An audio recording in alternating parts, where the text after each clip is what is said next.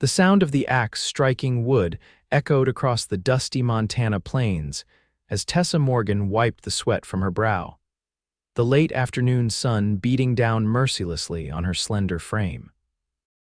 At 22, she had never imagined she'd be single-handedly running her father's struggling ranch after his unexpected death 3 months prior.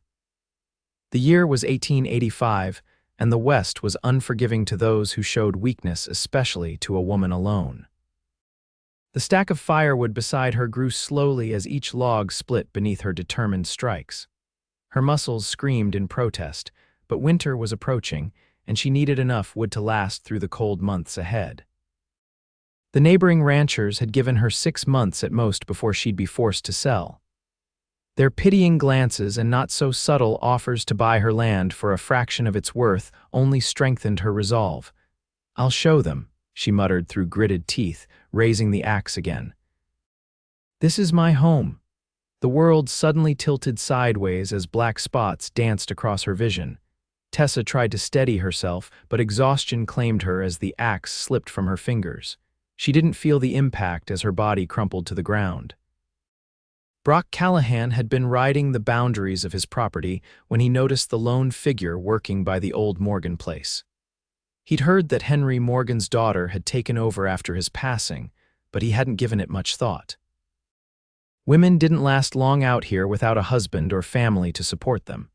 It was just the harsh reality of frontier life. As he watched from a distance, something about her determined movements caught his attention. Most city women who inherited property quickly sold and fled back east. This one seemed different. When he saw her collapse, he didn't hesitate. Digging his heels into his horse's flanks, he galloped toward the fallen woman. Dismounting with practiced ease, Brock knelt beside her. Her face was pale beneath the sun-kissed freckles that dusted her cheeks, her chestnut hair escaping from a practical braid. She was breathing, which was a relief. He gently turned her onto her back, noticing the calluses on her hands and the worn quality of her simple work dress. "Miss." "Can you hear me?" he called, his deep voice cutting through her unconscious state. Tessa's eyelids fluttered, revealing eyes the color of summer bluebonnets. Disoriented, she tried to sit up too quickly. "Easy now," Brock cautioned, his strong hand supporting her back. "You passed out." "I'm fine," she insisted, embarrassment coloring her cheeks as she recognized him as one of the neighboring ranchers. She'd seen him in town but had never spoken to him. "Just lost my balance for a moment." Brock glanced at the impressive pile of wood she'd already cut, then at the blisters forming on her hands. Her stubborn determination was evident in the set of her jaw as she tried to stand. "When's the last time you ate, Miss Morgan?" he asked, his tone matter-of-fact. Tessa blinked, surprised he knew her name. "I had some coffee this morning." "Coffee isn't food," he replied, his expression unreadable beneath the shadow of his Stetson. He looked around at the ranch fences needing repair, an empty corral, the weathered barn that needed a new roof. It was too much work for one person, let alone a woman working alone. "You're killing yourself," he stated bluntly. "It's my ranch," she replied defensively, finally managing to stand on shaky legs. "I can handle it."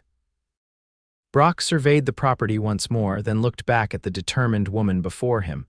Something inside him shifted. He'd seen too many good people broken by the harsh realities of ranching alone. "Let me shoulder this with you," he said, the words surprising even himself. He wasn't one to interfere in others' business, but something about her fierce independence called to him. Tessa stared at him, suspicion evident in her gaze. "Why would you help me? Are you looking to buy my land too, because it's not for sale?"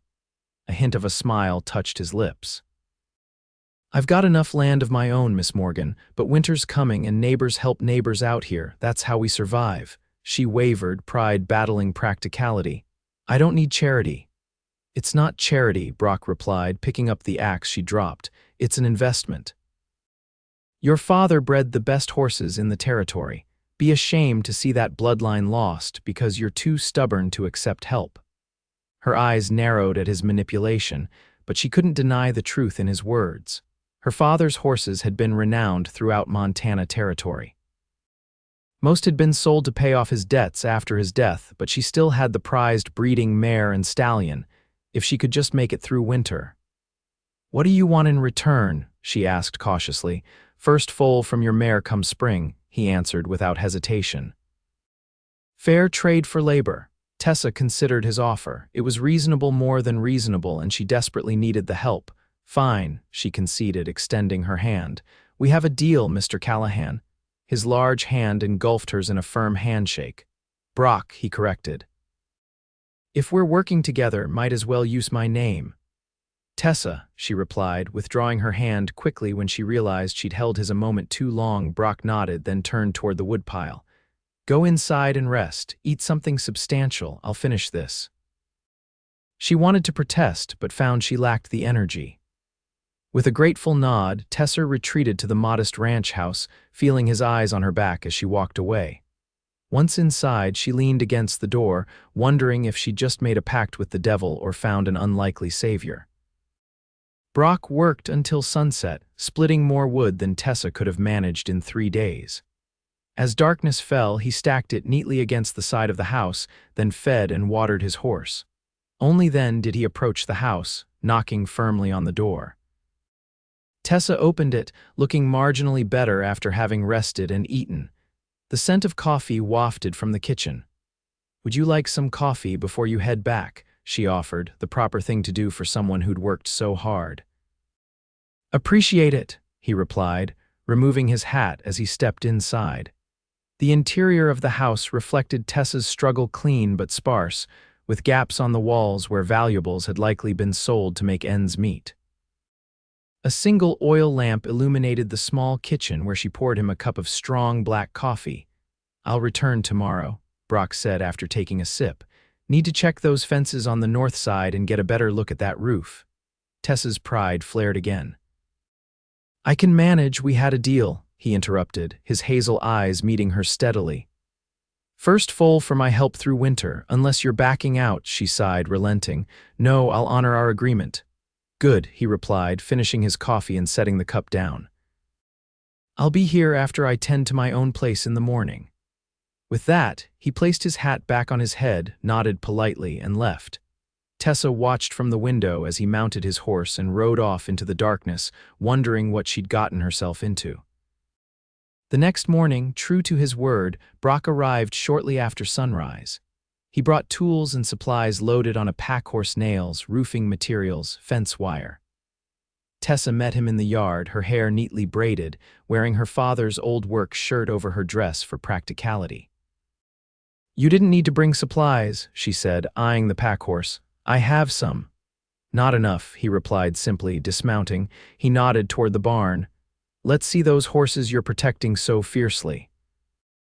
Tessa led him to the barn where Midnight, the black stallion, and Aurora, the chestnut mare, were stabled. Despite the ranch's deteriorating condition, the horses were well cared for, their coats glossy, their stalls clean. Brock examined them with an expert eye, running his hands along Aurora's legs and checking her teeth. "Your father didn't exaggerate their quality," he admitted. "This mare's worth fighting for." A small smile touched Tessa's lips at the validation. "They're all I have left of him." Something in her tone made Brock look at her more closely. Behind the stubborn pride, he saw grief still fresh in her eyes. He recognized it because he'd seen it in his own reflection after his father died years ago. "How did he die?" Brock asked, his voice gentler than before. "Thrown from a horse not one of his own," she added quickly. "A client's stallion that hadn't been properly broken. He landed badly and—" She swallowed hard. "He lingered for 2 days before passing." Brock nodded, understanding the pain of watching a parent slip away. "My father died of pneumonia 3 winters back," he offered. Tough way to lose someone. Their eyes met in shared understanding, a moment of connection that surprised them both. Tessa broke it first, clearing her throat. "So what needs doing first?" she asked, all business again. "Roof," he replied, accepting her retreat. "Storm's coming in a few days. No point fixing fences if the barn leaks and gives your horses lung fever." They worked together through the morning, Brock on the barn roof while Tessa handed up materials and sorted the tools. By midday, the barn was secure, and they moved on to the house roof, which had several concerning spots that would let in water when the snow came.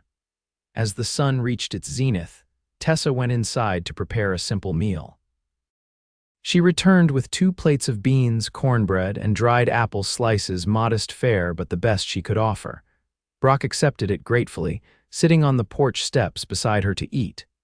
They ate in companionable silence, watching the landscape that stretched for miles around them. "How long have you been running the Circle C?" Tessa asked eventually, referring to his ranch by its brand. "Took over from my father when I was 20, he replied. "Been 8 years now, and you've been successful," she observed. It wasn't a question. His reputation as one of the most prosperous ranchers in the area preceded him. He shrugged. "Had help at first. My older brother stuck around for 3 years before heading to California, but yes, we've done all right. Any regrets?" She asked, genuinely curious about this taciturn man who'd offered his help so unexpectedly. Brock considered her question, looking out over the land.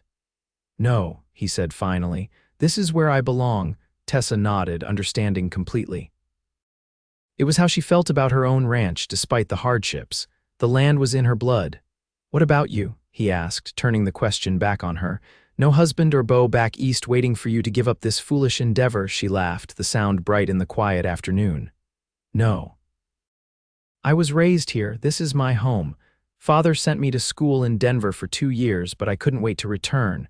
She paused, adding wryly, much to his disappointment, he hoped I'd find a suitable husband there. "And why didn't you?" Brock asked, surprising himself with his interest. Tessa shrugged. "The men I met wanted delicate flowers to display in their parlors, not women who could birth calves and break horses." Her cheeks colored slightly at her blunt words. "Besides, I wanted to help Father with the ranch. It was always meant to be mine someday, just not so soon." Brock studied her with newfound respect. Most women would have sold immediately after inheriting, especially with the financial difficulties her father had left behind. Her determination to preserve her heritage spoke volumes. They finished their meal and returned to work, tackling the house roof until late afternoon when dark clouds began gathering on the horizon. "Storms coming faster than I thought," Brock observed, securing the last shingle. "You should bring those horses into the barn tonight, just in case." Tessa nodded, glancing at the sky. "Will you make it back to your ranch before it hits?" "Should," he replied, though the concern in her voice didn't escape his notice. "I'll check the north fence line on my way out, see what we're dealing with there." True to his word, Brock rode the perimeter of her property before heading home, making mental notes of the repairs needed. The fence had collapsed in several places, leaving her vulnerable to cattle rustlers and predators. As the first fat raindrops began to fall, he spurred his horse homeward, already planning tomorrow's work. The storm raged through the night, wind howling around Tessa's small house as she lay awake, listening to the roof for leaks. To her relief, Brock's repairs held firm. She drifted off eventually, dreaming of hazel eyes and strong hands passing her roofing nails. Morning revealed a sodden landscape, but the storm had passed. Tessa was surprised when Brock arrived despite the muddy conditions, leading a work horse pulling a small wagon loaded with fence posts and wire. "Didn't expect you today," she admitted as she met him in the yard, pulling her shawl tighter against the morning chill. "Fence won't fix itself," he replied matter-of-factly. "North side's the most vulnerable, should start there." They worked through the day, repairing broken sections of fence line. Tessa proved she was no stranger to hard work, driving posts alongside him without complaint. By late afternoon, they'd restored the most critical sections, though many still needed attention. As days turned into weeks, a routine developed between them. Brock would arrive after tending to his own ranch, bringing whatever supplies were needed. They would work side by side, breaking only for the midday meal Tessa prepared. Sometimes they worked in comfortable silence, other times conversation flowed more easily. Tessa learned that Brock had been engaged once to a banker's daughter from Helena who changed her mind about ranch life after experiencing one brutal winter. He spoke of it without bitterness, simply as a fact of his past. In turn, she told him about her mother who had died of cholera when Tessa was just 8, leaving her to be raised by her father in a man's world. As October gave way to November, the air grew sharper, and the first dusting of snow appeared on the distant mountains. The ranch was slowly transforming under their combined efforts, fences mended, roof repaired, firewood stacked high for the coming winter. Tessa's horses remained healthy, Aurora showing promising signs of pregnancy from her breeding with Midnight before Tessa's father had died. One evening, as dusk approached earlier than the week before, Brock helped Tessa secure the barn for the night. As they walked back toward the house, he paused, looking at her directly. "Winter's coming on strong," he stated. "You should consider moving the horses to my stable until spring." Tessa stiffened. "Why would I do that? My barn's newer, better insulated, got a spring that doesn't freeze inside the structure, would be safer for the pregnant mare." "I can care for my own horses," she replied, her pride flaring. "We've managed fine so far." Brock's expression remained neutral. "It's not about your capabilities, Tessa, it's about practicality. You'd still see them daily, I'm not suggesting you abandon them." She frowned, confused. "How would I see them daily if they're at your ranch?" He hesitated, then said evenly, "Because you should stay at my place too, through winter." Tessa's eyes widened. "That would be highly improper, Mr. Callahan. What would people say?" "They'd say I have a hired hand helping through winter," he replied. "Got a separate cabin for ranch hands." "You'd have your privacy," she shook her head firmly. "I appreciate the offer, but no, this is my home and I won't abandon it." Brock's jaw tightened in frustration. "It's not abandonment if you're ensuring survival, but have it your way." He placed his hat back on his head. "I'll see you tomorrow." He rode off before she could respond, leaving Tessa staring after him, conflicted emotions churning inside her. His offer made practical sense, but leaving her home felt like giving up. And despite his assurances about propriety, she wasn't blind to the attraction growing between them, an attraction she couldn't afford to acknowledge if she wanted to maintain her independence. The next morning brought the first real snow of the season, fat flakes drifting from a leaden sky. Tessa was surprised when Brock arrived as usual, despite the deteriorating weather. "Thought you might stay home today," she said as he dismounted, snow dusting his broad shoulders. "Brought supplies," he replied, his tone neutral after their disagreement the previous evening. "Storm's coming." "Bigger than the last one." Tessa felt a chill that had nothing to do with the snow. "How big?" "Big enough to worry about," he answered, unloading sacks of feed and extra blankets from his packhorse. "We should prepare." They spent the day storm-proofing, securing loose boards, reinforcing the barn door, bringing extra hay inside for the horses. By afternoon, the snow was falling more heavily, the wind picking up ominously. "You should head back before it gets worse," Tessa said, watching the sky anxiously. Brock shook his head. "Too late for that, trail will be obscured already." She looked at him in alarm. "You're stuck here?" "Appears so," he replied calmly. "Not the first time I've weathered a storm away from home. My foreman knows what to do." Tessa swallowed hard, the implications sinking in.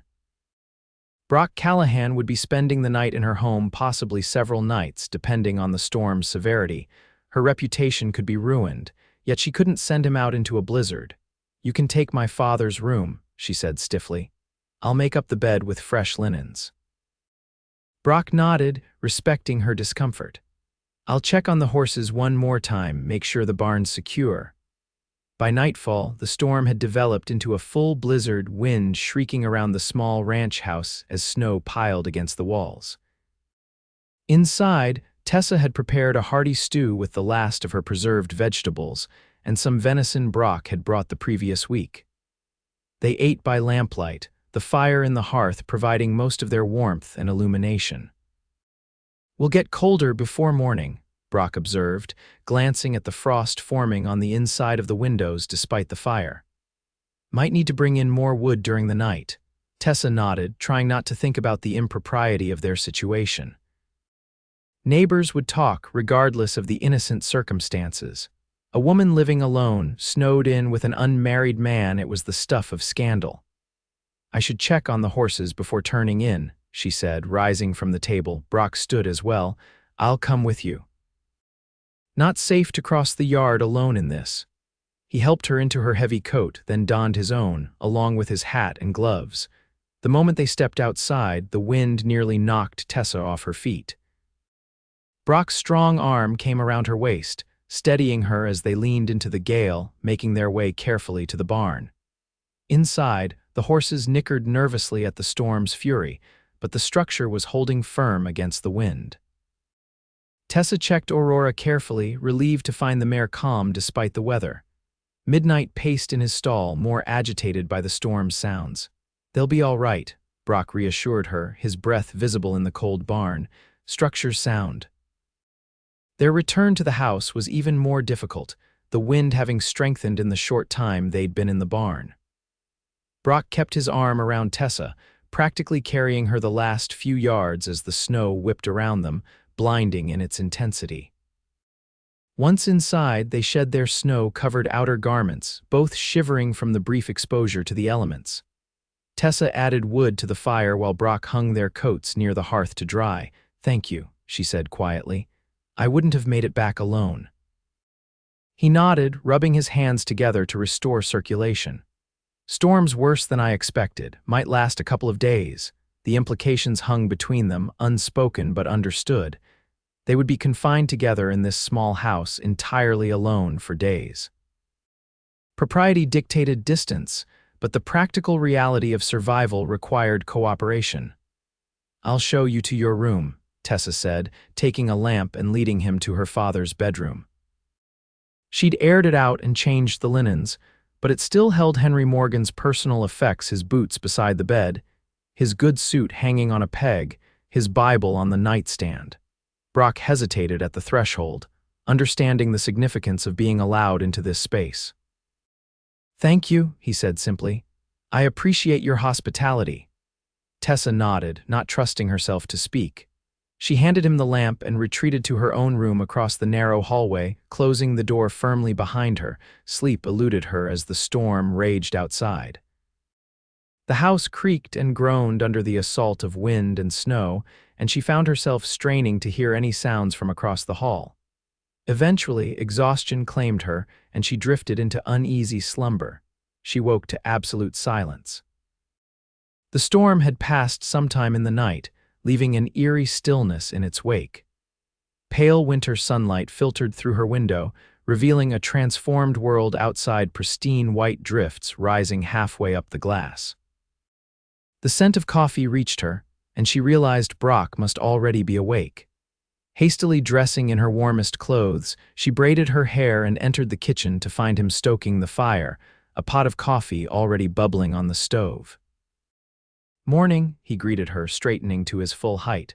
"Check the horses at first light. They're fine, but we're snowed in. Drifts are past my knees in places."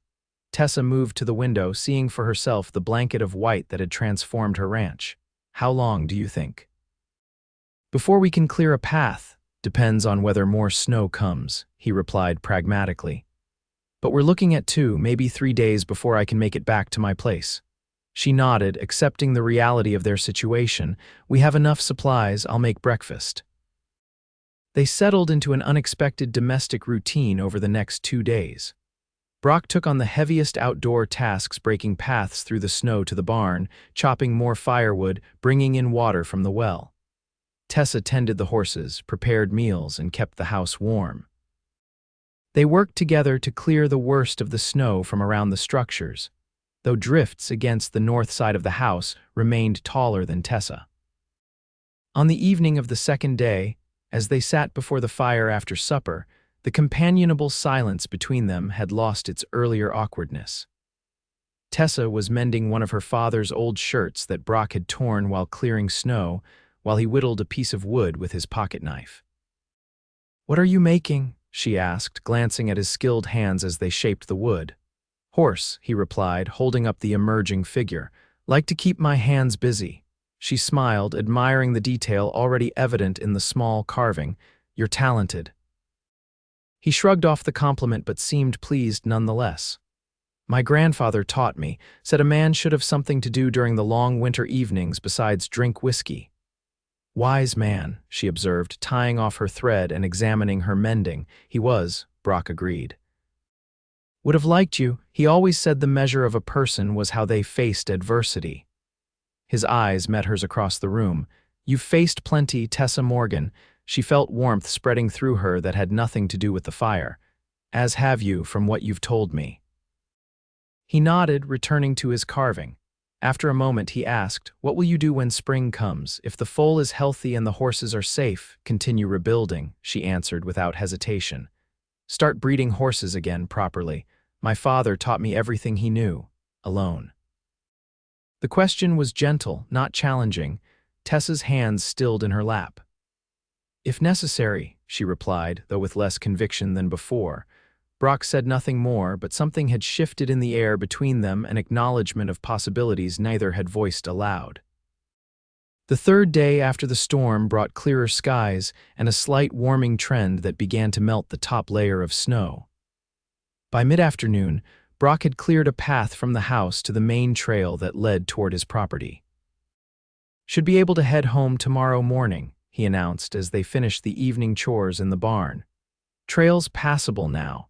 Tessa felt an unexpected pang at his words.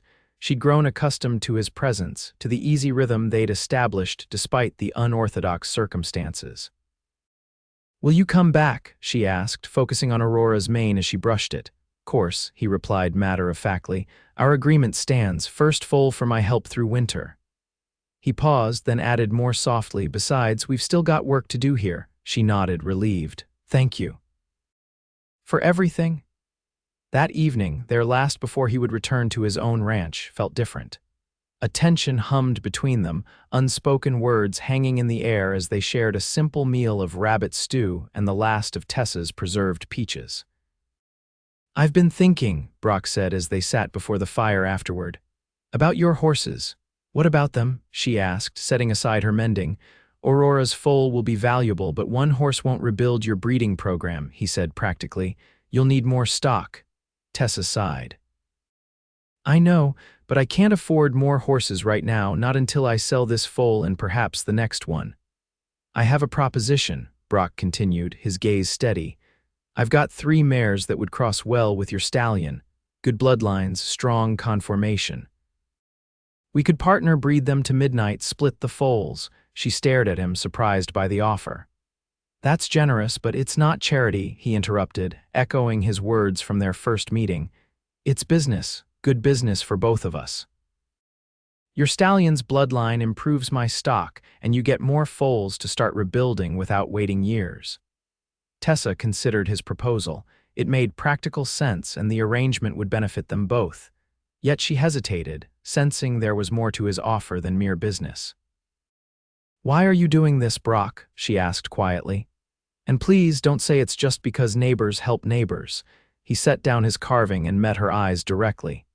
"Because I admire you, Tessa Morgan, your determination, your spirit." He paused, choosing his words carefully.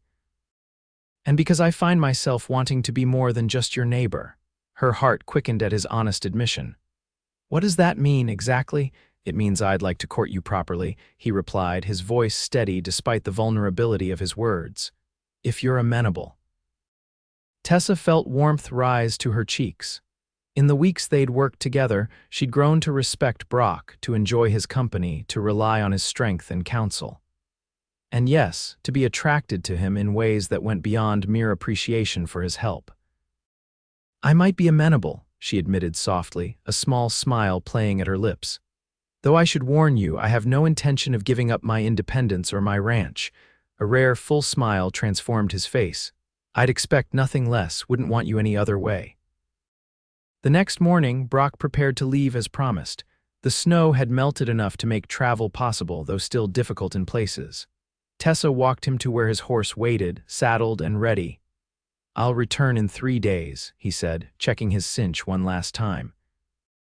"Sooner if the weather holds." Tessa nodded, suddenly reluctant to see him go. "The horses and I will be here." Brock hesitated, then reached out to take her hand. The touch was simple but deliberate, his calloused fingers wrapping around hers with gentle strength. "Take care of yourself, Tessa. Don't overdo things while I'm gone." "I won't," she promised, squeezing his hand before releasing it. He mounted up with fluid grace, settling into the saddle and gathering the reins. 3 days, he repeated, tipping his hat to her before turning his horse toward the trail. Tessa watched until he disappeared from view, then returned to the quiet house that somehow seemed emptier than before. True to his word, Brock returned 3 days later, bringing not only supplies but also a package wrapped in brown paper tied with string. "What's this?" Tessa asked as he handed it to her after dismounting. "Open it and see," he replied, the corners of his mouth lifting slightly. Inside was a beautiful woolen shawl in deep blue, practical for the winter cold but finer than anything Tessa owned. "It's lovely," she said, running her fingers over the soft material. "But you shouldn't have first gift of courtship," he interrupted. "Traditional," she smiled, wrapping the shawl around her shoulders. "Thank you, it's perfect." Their courtship progressed with the same practical steadiness that characterized everything Brock did. He continued helping with the ranch while also tending to his own property. 3 times a week, he would arrive with supplies or tools, work alongside Tessa until evening, then sometimes stay for supper before riding home. As December deepened toward Christmas, Brock began bringing his promised mares to be introduced to midnight under careful supervision. The horses would be bred in spring when the weather improved, but winter was the time for them to become accustomed to each other's presence. One evening in mid-December, after a day of repairing the corral in surprisingly mild weather, Brock stayed for supper as had become their custom. As they finished the meal, he reached into his pocket and produced a small wooden horse, exquisitely carved and polished to a warm glow. "For you," he said, placing it on the table between them. "Finished it a few nights ago." Tessa picked it up, admiring the detailed mane and the powerful lines that captured Midnight's spirit perfectly. "It's beautiful," she said, genuinely touched by the personal gift. "Thank you. Wanted you to have something to remember these months by," he replied, "no matter what comes." She looked up sharply at his words. "What do you mean, no matter what comes? Are you planning to go somewhere?" Brock shook his head. "No, but life's uncertain out here, wanted you to know." He paused, uncharacteristically hesitant. "These months working with you have meant something to me." "More than I expected." Tessa set down the carving and reached across the table to take his hand. "They've meant something to me too, Brock." His larger hand engulfed hers, thumb brushing over her knuckles in a gentle caress. "I'm not a man of many words, Tessa, never have been. But I want you to know my intentions are honorable." "I never doubted that," she replied softly. "Good," he said, squeezing her hand before releasing it. "Christmas is coming. Would you join me at my ranch for dinner, meet my foreman and his wife? They've been curious about you." Tessa smiled, pleased by the invitation. "I'd like that, very much." Christmas Day dawned clear and cold. Tessa wore her best dress, a simple blue wool that brought out her eyes with Brock's shawl draped around her shoulders. He arrived mid-morning to escort her to his ranch, bringing an extra horse saddled for her to ride. The Circle C Ranch was everything Tessa had heard: a substantial operation with a large main house, bunkhouse, barn, and various outbuildings spread across well-maintained grounds. Despite the winter barrenness, she could see the prosperity in the solid structures and healthy livestock. Brock's foreman, Tom Jenkins, and his wife Martha welcomed Tessa warmly. Martha was clearly delighted to have another woman to talk with, and soon had Tessa helping in the kitchen while the men tended to necessary chores before the holiday meal. "Brock's different since he started helping at your place," Martha confided as they prepared vegetables. "More talkative, if you can believe it," Tessa laughed. "I can't imagine Brock being truly talkative." "Well, for him," Martha amended with a smile. "Tom says he actually whistles sometimes when he rides out to your ranch. Never did that before." The thought of stoic Brock Callahan whistling made Tessa's heart warm unexpectedly. She'd seen glimpses of the man beneath the practical rancher's exterior, his skilled hands carving delicate wooden figures, his dry humor that emerged when he was relaxed, the gentleness he showed with the horses and, increasingly, with her. Christmas dinner was a feast beyond anything Tessa had enjoyed since her father's death: roast beef, potatoes, fresh bread, vegetables from Martha's root cellar, and an apple pie that filled the house with its cinnamon fragrance. The conversation flowed easily, and Tessa found herself laughing more than she had in months. After the meal, while Martha and Tom cleaned up despite Tessa's offers to help, Brock invited her to see the rest of his home. The main house was larger than her own, but still modest by Eastern standards, practical, well-built, with simple furnishings that reflected Brock's unassuming nature. In the small study off the main room, a daguerreotype on the desk caught Tessa's attention, a family portrait showing a younger Brock with his parents and older brother. "Your family?" she asked, picking it up carefully. He nodded, coming to stand beside her. "Taken the year before Mother died." "I was 16. "You've lost both parents," she observed, studying the image of the serious young man who would become the Brock she knew. "And your brother's in California now." "San Francisco," he confirmed. "Has a shipping business, writes occasionally." She set the portrait down gently. "Do you ever get lonely here, running this place on your own?" Brock considered her question with his usual thoughtfulness. "Used to," he admitted, "not so much lately." Their eyes met, and Tessa understood his meaning. Her own loneliness had eased significantly since he'd entered her life. The burden of running her ranch alone no longer seemed so overwhelming with Brock's steady support and companionship. "Tessa," he said quietly, taking her hands in his, "I have something to ask you." Her heart quickened at the seriousness in his tone. "Yes." "I'm not rushing you," he began carefully. "No, it's only been a few months, but I want you to consider something." He paused, gathering his thoughts. "Come spring, after the foaling and breeding season, would you consider joining our ranches, not just as business partners, but as husband and wife?" Tessa's breath caught at his proposal. She'd known they were moving in this direction, but the reality of it still surprised her. "Are you asking me to marry you, Brock Callahan?" "I am," he confirmed, his hazel eyes steady on hers. "Not today or tomorrow, when you're ready. But I want you to know that's where my heart is leading me." She studied his face, the strong lines softened by emotion, the sincerity in his gaze. In the months they'd worked together, she'd come to respect his judgment, trust his word, and yes, care for him deeply. What had begun as a practical arrangement had grown into something neither had anticipated. "I'll consider it," she replied softly, "but I need you to understand something important." "What's that?" he asked, his thumbs brushing over her knuckles. "My ranch isn't just land to me. It's my father's legacy, our family's history." "I know that," he said. "Wouldn't ask you to give it up. We'd run both properties together. Your ranch would stay in your name with your brand, just as the Circle C stays in mine." Relief washed through her at his understanding. "Then yes, I'll consider it, Brock, very seriously." A rare, full smile transformed his face. Slowly, giving her time to pull away if she wished, he leaned down and pressed his lips to hers in a gentle kiss. It was brief but filled with promise, and when he pulled back, Tessa felt a warmth that had nothing to do with the fire crackling in the hearth. The return to her ranch that evening was quiet, both lost in thoughts about the future they'd begun to envision together. At her door, Brock kissed her once more, this time with greater confidence. "Merry Christmas, Tessa," he said softly. "Merry Christmas, Brock," she replied, reluctant to see him go. "Will you come tomorrow?" "Wild horses couldn't keep me away," he answered, a hint of humor in his voice before he mounted up and rode into the gathering dusk. January brought brutal cold and heavy snow that made travel between the ranches difficult but not impossible. Brock continued to visit 3 or 4 times weekly, working with Tessa to ensure both properties weathered the harsh Montana winter.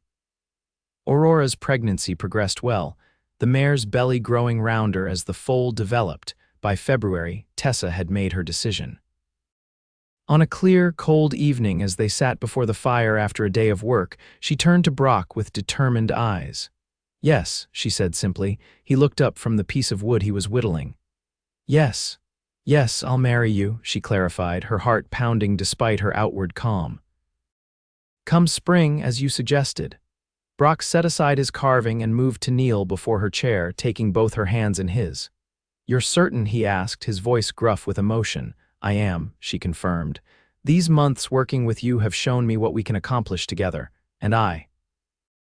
She paused, gathering courage for words that didn't come easily to either of them. "I've come to care for you, Brock, more than I thought possible." "And I for you," he replied, reaching into his pocket. "Been carrying this, waiting for the right moment." He produced a simple gold band set with a small diamond that caught the firelight. "Belonged to my mother," he explained. "If you'd prefer something different, it's perfect," Tessa interrupted, tears welling unexpectedly in her eyes as he slipped it onto her finger. The ring was slightly loose, but could be adjusted. Brock rose and pulled her gently to her feet, wrapping his arms around her in an embrace that felt like coming home. When he kissed her this time, it was with the certainty of a shared future, a partnership forged in hard work and mutual respect that had blossomed into love. News of their engagement spread quickly through the scattered ranching community. Most reactions were positive, practical frontier folk, recognized the sensibility of joining two neighboring ranches through marriage. A few raised eyebrows at Brock's choice of a woman determined to be a rancher in her own right rather than just a rancher's wife, but he silenced such talk with his unwavering support of Tessa's capabilities. As March arrived with its promise of spring, Aurora's time grew near. Brock stayed at Tessa's ranch more frequently, sleeping in the small cabin he'd helped repair during the winter months to maintain propriety while ensuring he was close if the mare went into labor. The foal arrived on a clear, cold night in mid-March. Tessa had checked on Aurora before retiring and noticed the mare's restlessness. She fetched Brock from the cabin, and together they kept vigil in the barn as Aurora paced her stall, her sides heaving with contractions. "She's doing well," Brock reassured Tessa as they waited. "Strong mare." Shortly after midnight, Aurora lay down and began to deliver. Tessa and Brock watched anxiously as first tiny hooves appeared, then a nose, and finally, with a rush of fluid, a gangly chestnut colt slid into the world. Aurora immediately began licking her foal as Brock and Tessa ensured the newborn's airways were clear. "He's perfect," Tessa whispered, watching the colt struggle to find his feet for the first time. "Look at those legs, he'll be tall like his sire." Brock nodded, satisfaction evident in his expression as the foal successfully stood on wobbly legs and began nursing. "Fine animal, worth waiting for." Tessa looked up at him, understanding the double meaning in his words. "Yes," she agreed softly, "some things are definitely worth waiting for." They spent the rest of the night in the barn, taking turns dozing on a pile of clean hay while monitoring the new mother and foal. By morning, the colt was strong enough to prance around his stall, his chestnut coat gleaming in the early light that filtered through the barn windows. "What will you name him?" Brock asked as they shared coffee from a thermos, watching the energetic newborn. Tessa considered, watching the colt's antics. "Promise," she decided, "because he represents the promise of our future." Brock's arm slipped around her waist, pulling her close against his side. "Fitting name," he agreed, pressing a kiss to her temple. With the arrival of Promise, preparations for their wedding accelerated. They decided on a simple ceremony in late April, when the worst of spring mud season would be past, but before the demanding summer work began. Martha Jenkins took charge of planning, delighted to organize the celebration. The wedding day dawned clear and mild, the Montana landscape beginning to green with spring's renewal. Tessa wore a new dress of ivory silk ordered from Helena, practical enough to wear again for special occasions, but fine enough to honor the importance of the day. Flowers from Martha's early garden adorned her braided hair. The ceremony took place on the porch of the Circle C main house, with the minister from the nearest town officiating. Neighbors from miles around attended, bringing food and good wishes for the union that many had watched develop over the preceding months. "Do you, Brock James Callahan, take this woman to be your lawfully wedded wife?" the minister asked solemnly. "I do," Brock replied, his voice steady as he held Tessa's hands in his. "And do you, Tessa Grace Morgan, take this man to be your lawfully wedded husband?" "I do," she answered clearly, looking up into the face of the man who had begun as her reluctant savior and become her most trusted partner. "Then by the authority vested in me, I pronounce you husband and wife," the minister declared. "You may kiss your bride." Brock's kiss was gentle but thorough, prompting good-natured cheers from the assembled guests when they turned to face their friends and neighbors as Mr. and Mrs. Callahan. Tessa felt a sense of rightness that confirmed the wisdom of their decision.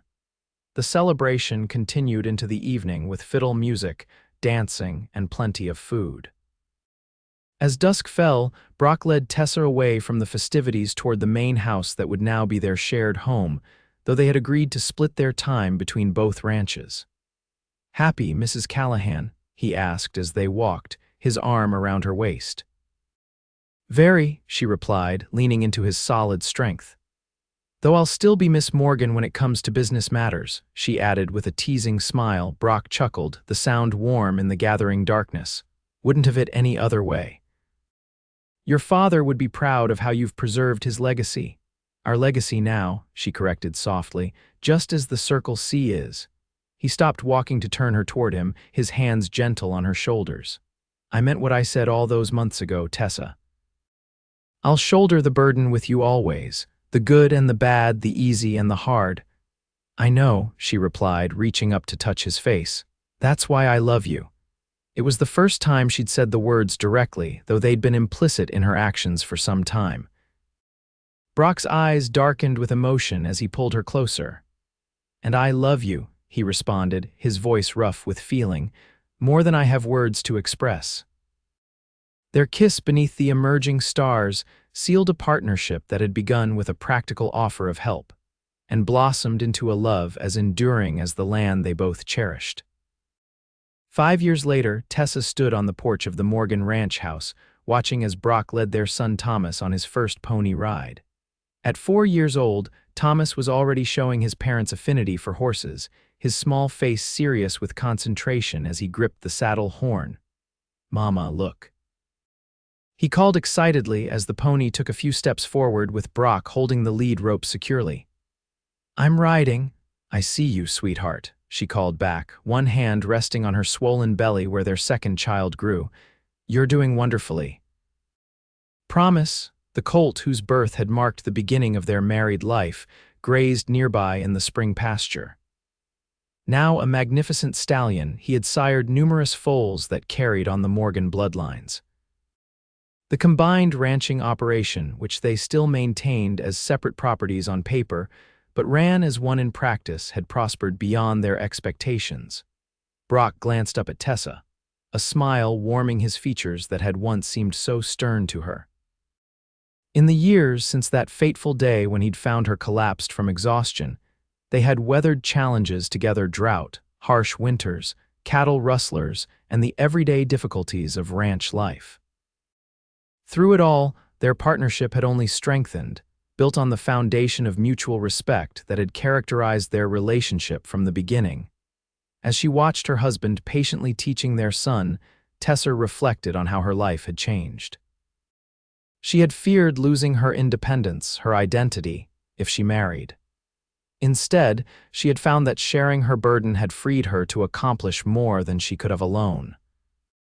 Brock had been true to his word. That day by the woodpile he had shouldered the weight with her, neither taking over nor stepping back, but walking steadily beside her through every trial and triumph. The Morgan Callahan breeding program was now renowned throughout Montana Territory and beyond. Tessa's expertise with the horses complemented Brock's skill with cattle, creating a diversified operation that could weather the ups and downs of ranch economics. They had built something together that neither could have achieved alone. As the lesson ended and Brock lifted Thomas from the pony's back, Tessa descended the porch steps to meet them. Thomas ran to her, his face alight with excitement. "Can I ride again tomorrow, Mama, please?" "If the weather's good and your father has time," she replied, smoothing his dark hair that matched Brock's exactly. "I'll make time," Brock said, coming to join them and placing a gentle hand on Tessa's rounded belly. "How are you feeling?" "Well," she assured him, "the baby's active today." "Like its mother," he observed with a smile.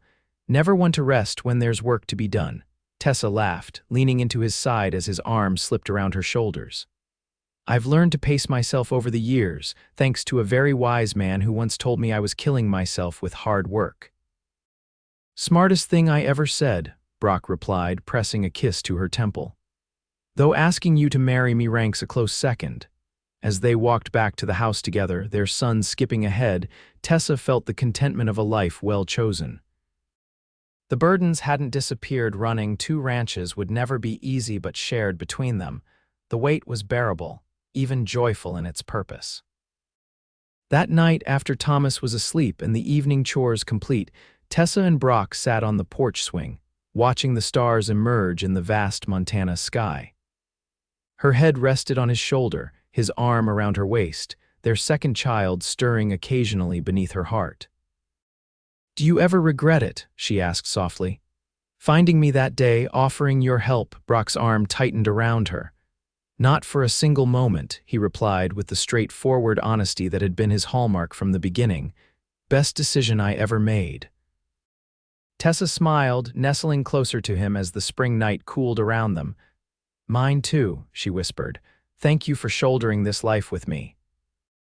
"Always," he promised, the word carrying the weight of their shared past and the promise of their future, a future built on partnership, respect, and a love that had grown from the soil of hard work and mutual admiration into something as enduring as the land they both cherished.